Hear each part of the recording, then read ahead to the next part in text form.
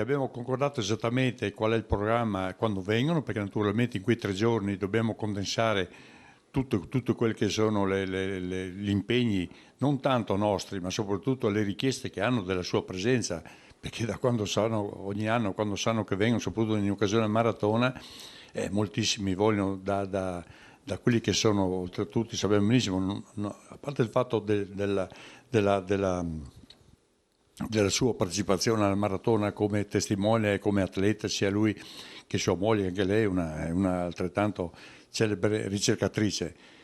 Ma quest'anno che arrivano assieme ad altri 5 collaboratori e naturalmente tra l'altro in parte sono diciamo, dei reduci delle guerre americane e quindi parteciperanno come atleti, e oltretutto anche Mauro e sua moglie naturalmente saranno ospiti in alcune strutture nostre regionali, soprattutto delle strutture scientifiche, dove avranno possibilità così di esprimere o perlomeno di confrontarsi con quelli che sono le nostre eccellenze scientifiche qui in regione. Ecco.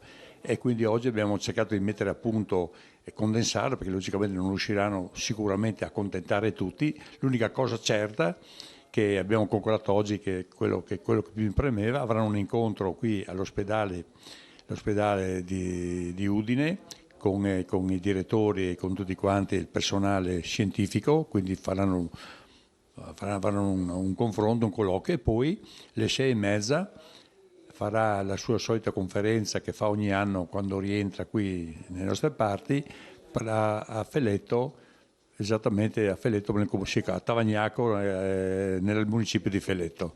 Ecco, questa è una cosa. Naturalmente noi ci fa piacere che tramite la maratona dell'UNESCO riusciamo anche a presentare queste eccellenze, che sono non soltanto friulane, italiane, ma europee, ma mondiali. Ecco, questo fa piacere, quindi grazie. Soprattutto ci tengo anche a dirlo io ufficialmente adesso, ringrazio anche la vostra cortesia del vostro collegamento Skype, che ci ha permesso di fare questi collegamenti, e ti ringrazio veramente tutti voi. A Cividale Pasquetta, però già noi il giorno di Pasqua nel pomeriggio sarà un bello spettacolo a Palmanova, perché c'è la rappresentazione di tutti gli atleti, e soprattutto un'altra cosa mi preme a dire: il 19, sabato 19, sempre a Palmanova, ci saranno delle rappresentanze, ci saranno circa 300 studenti di tutte le scuole che faranno una sfilata in rappresentanza delle varie siti UNESCO, no? Che faranno una specie di maratonina lì al centro di Palmanova, cioè in Piazza Grande,